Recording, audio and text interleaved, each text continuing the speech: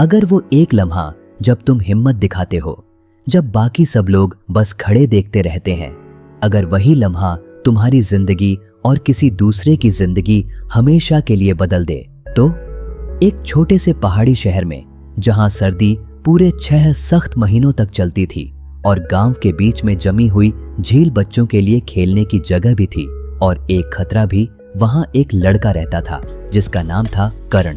उसके पास फटे पुराने कपड़े थे, लकड़ी काटते काटते हाथ सख्त हो चुके थे और उसके सपने इतने दूर लगते थे कि जैसे उसकी गरीबी उन्हें छू भी नहीं सकती। वह 14 साल का था और 2 साल पहले स्कूल छोड़ चुका था क्योंकि घर पर फीस भरने के पैसे नहीं थे। अब वो पूरे दिन जो काम मिलता था वही करता। दुकानों के सामने जमी बर्फ हटाना, कोयला पहुंचाना, सुबह सुबह बेकरी में मदद करना, कुछ भी ताकि थोड़े बहुत पैसे लेकर आए और उसका घर पूरी तरह बर्बाद न हो जाए। एक सख्त ठंडी जनवरी की शाम जब सूरज फीकी रोशनी की तरह नीचे झुका हुआ था, करण अपनी दिन की कमाई जेब में रखकर जमी हुई झील के किनारे से घर जा रहा था। तभी उसे एक ऐसी आवाज सुनाई दी जिसने उसके खून को हवा से भी ज्यादा ठंडा कर दिया।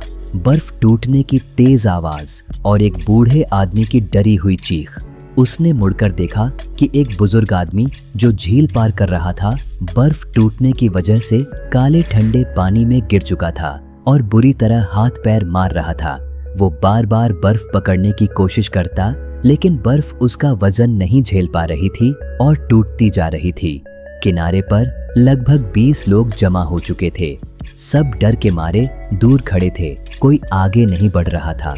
वो लोग बस कह रहे थे, किसी को कुछ करना चाहिए, अधिकारियों को बुलाओ या बहुत खतरा है वहां जाना।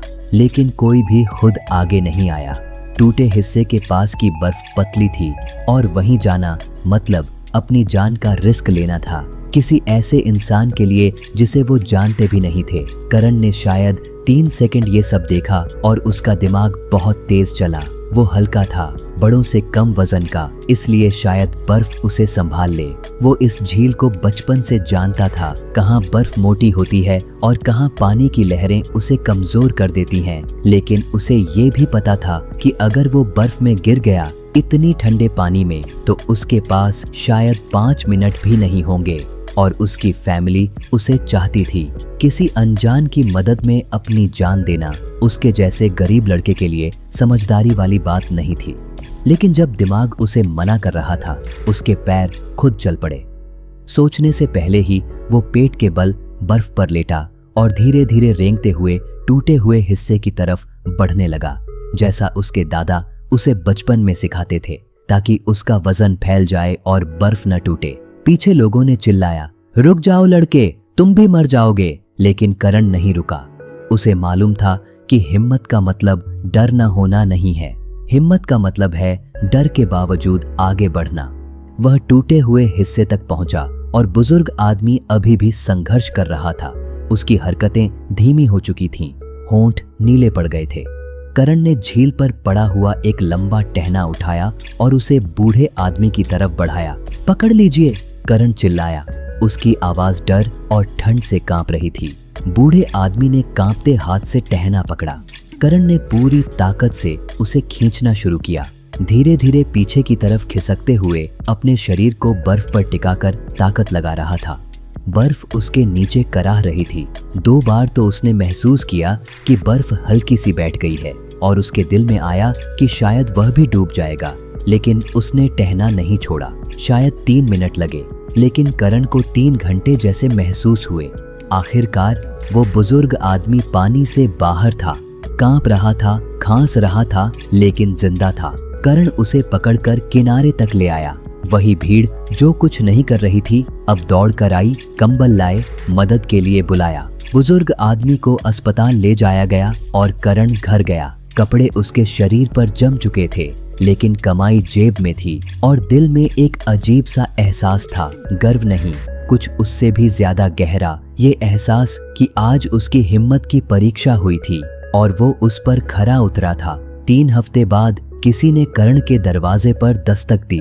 उसकी माँ ने दरवाजा खोला तो वही बुजुर्ग आदमी खड़ा था, अब बिल्कुल ठीक, महंगे कपड़ों में, जो बताते थे कि वो बेहद अमीर है।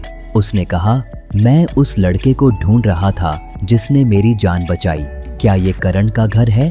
पता चला कि उस आदमी का नाम मिस्टर खन्ना था, एक रिटायर्ड प्रोफेसर और फलाह बहबूद फिलैंथ्रोपिस्ट। वो शहर में एक स्कॉलरशिप प्रोग्राम के लिए आया था और उसके पास करण के लिए एक पेशकश थी।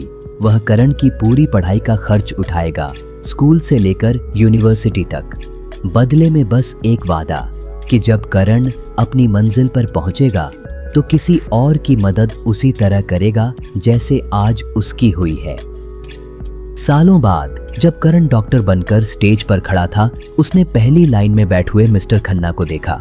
उनकी आंखों से आंसू बह रहे थे। करण को तब समझ आया कि उस जमी हुई झील पर 3 मिनट की हिम्मत ने सिर्फ एक इंसान की जान नहीं बचाई थी, उसने उसकी पूरी जिंदगी बदल दी थी। गरीबी को उम्मीद में बदल दिया था और ये साबित कर दिया था कि असली हिम्मत डर के न होने में नहीं, बल्कि डर के बावजूद आगे बढ़ने में है। और ये कि दुनिया का अपना एक अजीब सिस्टम है जहां हिम्मत हमेशा लौट कर आती है, कभी तुरंत, कभी सालों बाद, लेकिन हमेशा उससे ज्यादा बनकर जितना तुमने दिया होता है। तो आज तुम्हें सिर्फ ये समझने की जरूरत है कि तुम्हारी जिंदगी में भी कहीं एक जमी हुई झील वाला लम्हा इंतजार कर रहा है। एक ऐसी स्थिति जहां सब लोग दूर खड़े देखते हैं और कहते हैं किसी को कुछ करना चाहिए, लेकिन खुद कुछ नहीं करते। और वहां तुम्हें फैसला करना है कि तुम भीड़ की तरह डर में खड़े रहोगे या उस बर्फ पर लेटकर आगे बढ़ोगे, क्योंकि हिम्मत वही है जो करते हो जब आसान और सुरक्षित रास्ता है कुछ भी न करना। हाँ, बहादुर बनना डरावना है। हाँ, तुम खुद भी गिर सकते हो। हाँ, जिस इंसान की मदद कर रहे हो वो तुम्हें कभी कुछ लौटा भी न पाए। लेकिन एक बात तय है, हिम्मत हमेशा लौटती है। शायद तुरंत नहीं, शायद उसी इंसान से नहीं, शायद वैसी नहीं जैसी तुम सोचते हो, लेकिन हिम्मत कभी बेकार नहीं जाती, क्योंकि हिम्मत ही इंसानियत को आगे बढ़ाती है।